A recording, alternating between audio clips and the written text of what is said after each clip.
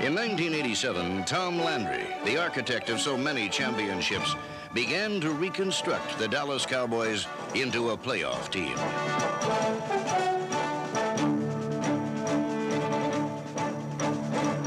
The blueprint for victory would radically change both the personality and the personnel of the team. A team of stronger wills and rougher, tougher skills that ran on younger legs. The legs of place kicker Roger Ruzek and punter Mike Saxon. Legs that carried young special teamers on missions of crash and carry.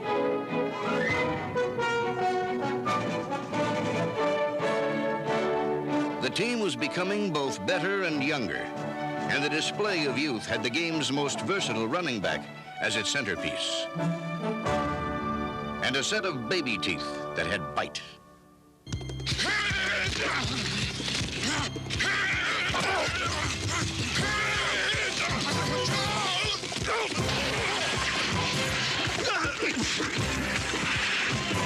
The Cowboys grew larger because in a push and shove league, big bodies must bully.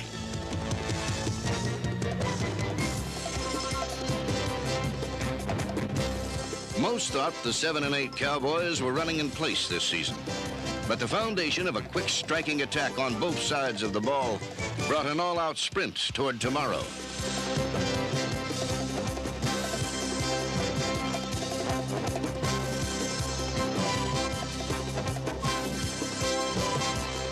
They toss it right to Blunt, run a reverse left to Edwards. He has blockers. Edwards has a first down and more. To the 40, Edwards to the left sideline. Kelvin Edwards takes it all the way home. A 62-yard touchdown reverse.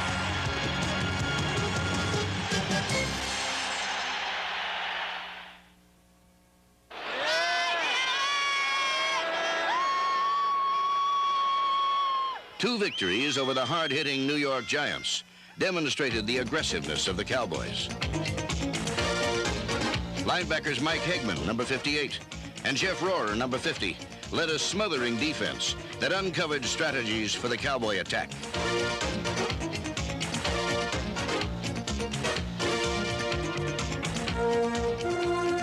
Thornton Chandler reached wide. Danny White stood tall. And Gordon Banks stretched out. Roger Ruzek kicked 3 field goals, including the game winner, as the Cowboys defeated the Super Bowl champions 16-14.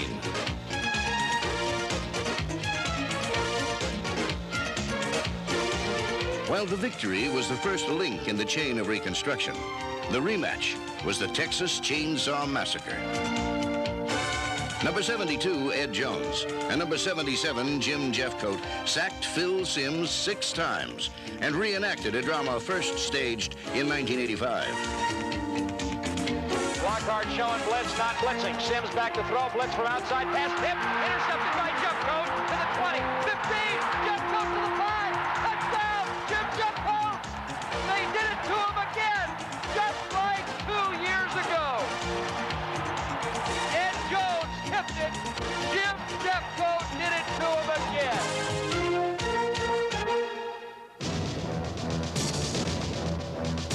The Giants' sweep emphasized the play of veteran defenders and helped shape and define their roles for next season.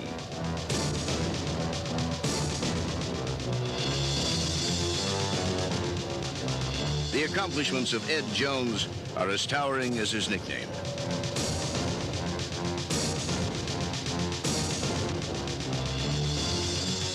Meeting number 72 in the pocket will be number 54, Randy White, who will rush the passer in 1988 from a variety of positions. Number 77, Jim Jeffcoat, a young veteran defender, punished runners, much like middle linebacker Eugene Lockhart. Definitely, he had his best year. I mean, he was, to me, on his way to the Pro Bowl. Whether we'd have got it with our record or not, but he would have been entitled to it the way he was playing.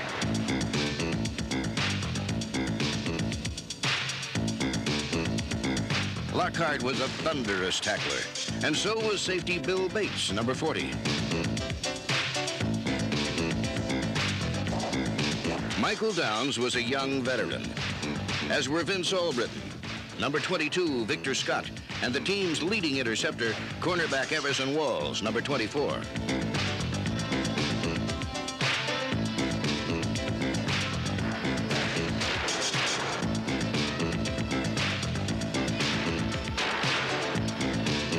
The solid play by these veteran defenders was also reflected by their offensive counterparts.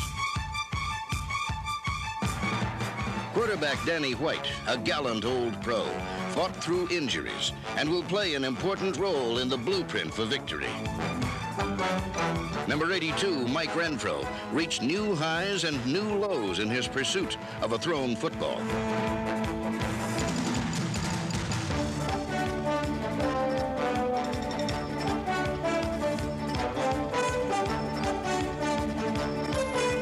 While tight end Doug Cosby has a knack for finding the open spots, versatile Timmy Newsome is often lost among the stars of the Cowboy offense.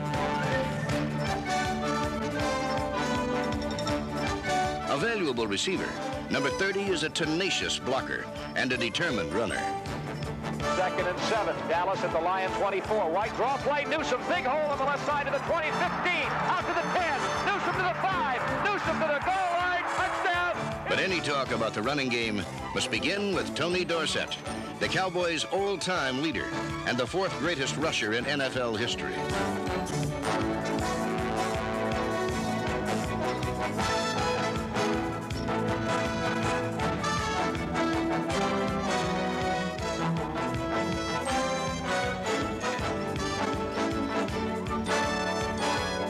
In 1987, the king of runners passed his scepter to Herschel Walker, and the Prince Royal never broke stride.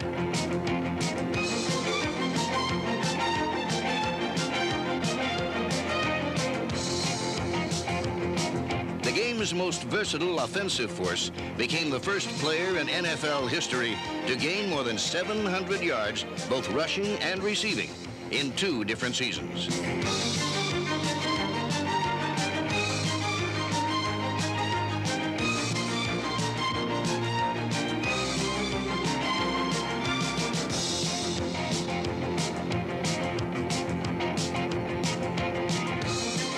He just has a great uniqueness of power that makes him exceptional.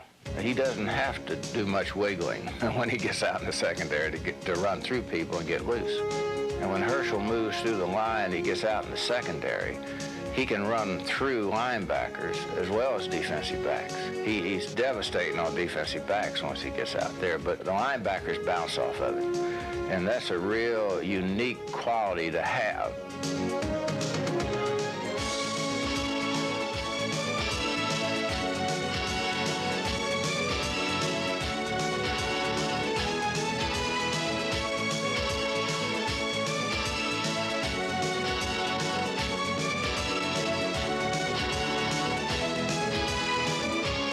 If there was one moment that captured his special gift and crystallized his importance to the future, it came in overtime against the Patriots. And White with a handoff. Walker, left tackle, breaking the 45. Midfield, one man to beat. Herschel Walker to the 20. Herschel Walker to the 10. Herschel Walker, touchdown. Cowboys win in overtime. 60 yards for Herschel Walker. Well, Walker's been saying, give me the football, Brad, and it's going to be hard to argue with that now. Look at every single Cowboy running across the field to the far corner to mob Herschel Walker, who has scored from 60 yards. That might be, I think that's a season saver. I'm convinced that's a season saver, and Brad, you have just seen the future of the Cowboys, and the future looks a whole lot better with that one, doesn't it?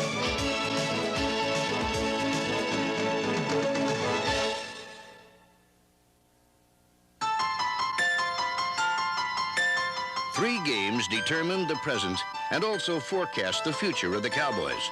And ironically, all 3 were losses.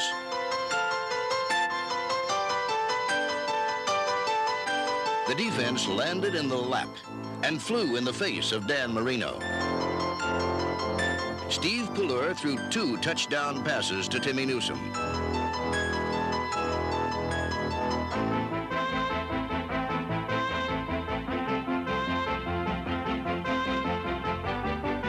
The Cowboys won many battles on the field, but lost the war to the Miami Dolphins on the scoreboard, 20-14. Against the playoff-bound Vikings, the offense rolled up and down Texas Stadium.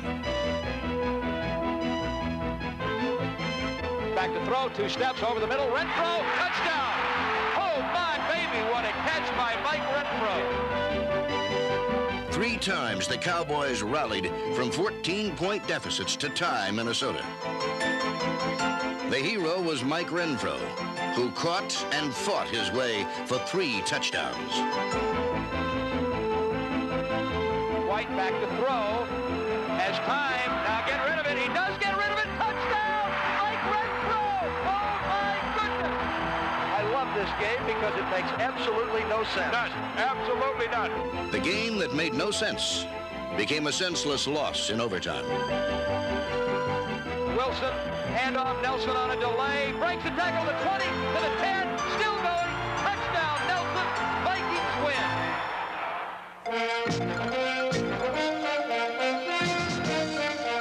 The team was at the crossroads when they came to RFK Stadium. Another defeat could have sent the team into a demoralizing tailspin. But a heartbreaking loss became a character-building lesson for the Dallas Cowboys.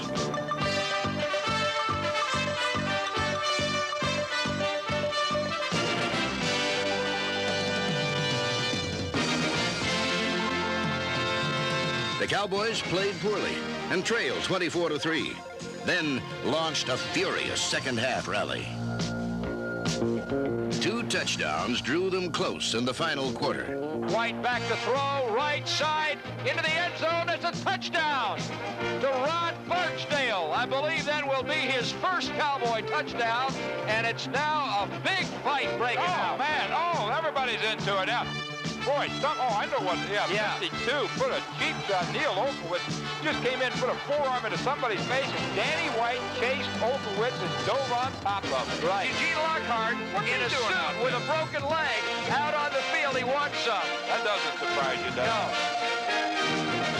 it? The battling Cowboys lost the game, but gained a full measure of self-respect, pride, and the newfound knowledge that they were a physical team that would back down from no one. What we did last year was we switched our line from the type of line that we had mostly through the 70s, a little more agile, a little more quick, the pulling type of line. We went to the big guys, and we ended up with, across the board, probably averaging something like 275 to 280, and that puts us in a zone type of blocking scheme, and that means you got to be tough enough to move them off up front and give Herschel Walker a chance to run. The line dynamited holes in defensive fronts, led by veterans Mark Tuanay, George Lilja, and number 64, Tom Rafferty. A mow-the-man-down blocker was rookie Kevin Gogan, number 66.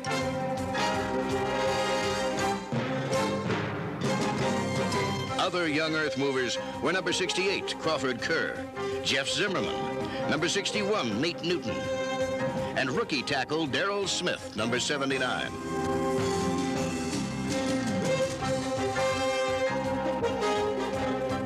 Now we see that we have a line that is big enough to handle the Redskins, as well as the New York Giants, which is another dominant defensive team. So we feel like with those young guys, if they mature and if they continue to improve, then we'll have a line that we think we can handle the passing game with.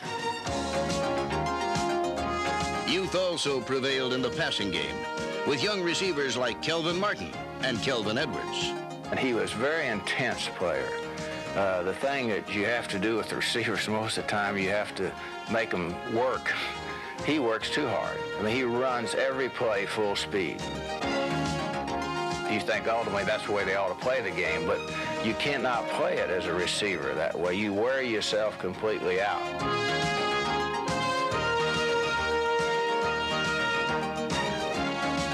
He can go deep, and he can get there in a hurry.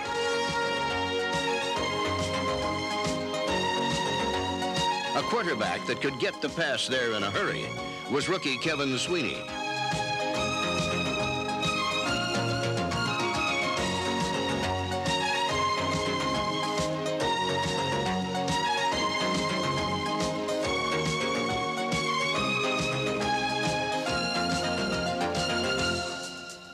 But the player who will be counted on to general the Cowboy attack is Steve Pelleur, a strong-armed, hard-to-catch quarterback.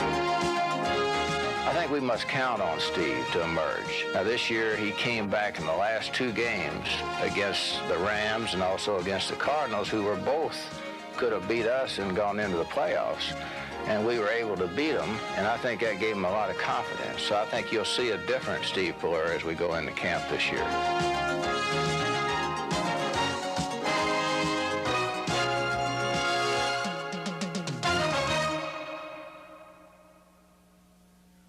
We've always been a control type of defensive team, a team that could gap a team and control them through the 70s.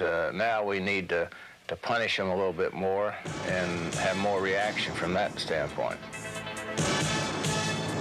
The new physical nature of the defense was showcased by several young Cowboys. Number 99, Kevin Brooks, displayed the abilities of a #1 draft choice, and so did Danny Noonan. Well, I think in Danny Noonan, we're seeing a player that's going to emerge to be a dominant player on the line of scrimmage. A player that is extremely strong, and he has speed. I mean, those are his 2 qualities. He can move people off the line, and I'm talking about the big guys as well as the small guys in front of him. If pro football was WrestleMania, Danny Noonan was Hulk Hogan. A new tag team at linebacker was number 55, Steve DiOssi, and rookie sensation Ron Burton, number 57. What we saw in those last couple of games, we saw a player who was a very tough tackler, a guy who could stop a runner dead when he came through the hole. But this was encouraging for us. He made some of the great hits for us, which excited everybody.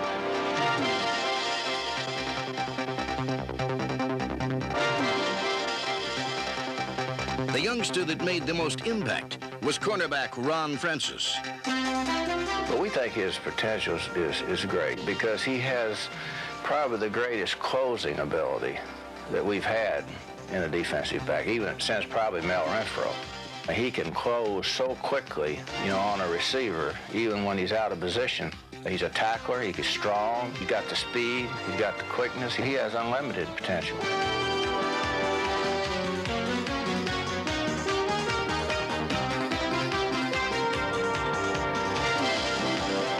The limitless potential of the young Cowboys boded well for the blueprint for victory in 1988. And bright hopes for next season were shown by the brilliant beam of 2 season-ending victories. In Los Angeles, the Cowboys crushed the playoff dreams of the Rams.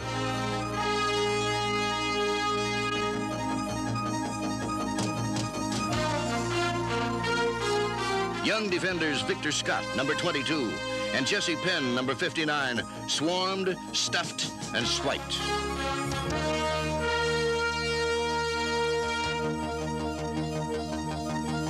On a night when many stars were unfurled, one of the brightest was Steve Pelleur. Back to throw, 3 steps, pump fake, now rolls out right. Cosby was open, then uncovers Steve. He's there at the 8, at the 5, touchdown Cosby.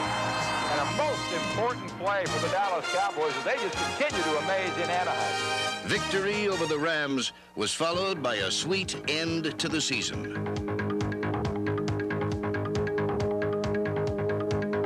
Not since 1979 had the Dallas Cowboys won their final 2 games. In the St. Louis Cardinals, the Cowboys faced another team on the brink of the playoffs. But the Big Red was separated from its dreams.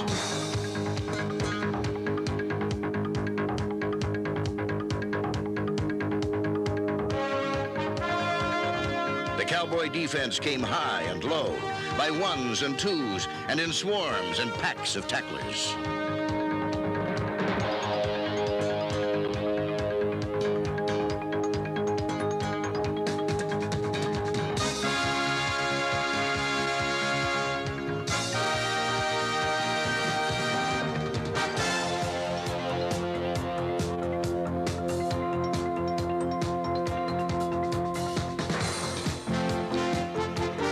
On a day when every man stood tall, Herschel Walker stood like a skyscraper. With a draw to Walker, a flag's down. Big run to the right. To the 5, Walker with a touchdown. If you missed anything, it's been draw to Walker, draw to Walker, draw to Walker, draw to Walker.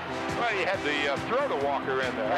All of that followed the throw to Walker. Has anybody else even? No one else has touched the ball on this drive, have they?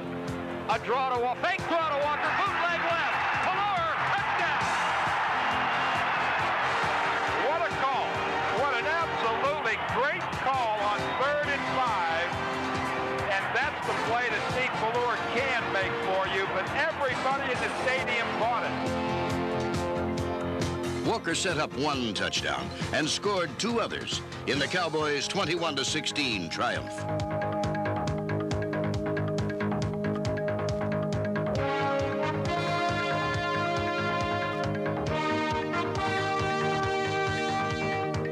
With a renewed source of optimism, the Cowboys look confidently ahead to the coming season. In 1988, with a firm base of veterans, a solid nucleus of talented young players, and another productive draft, the Dallas Cowboys will be following their blueprint for victory.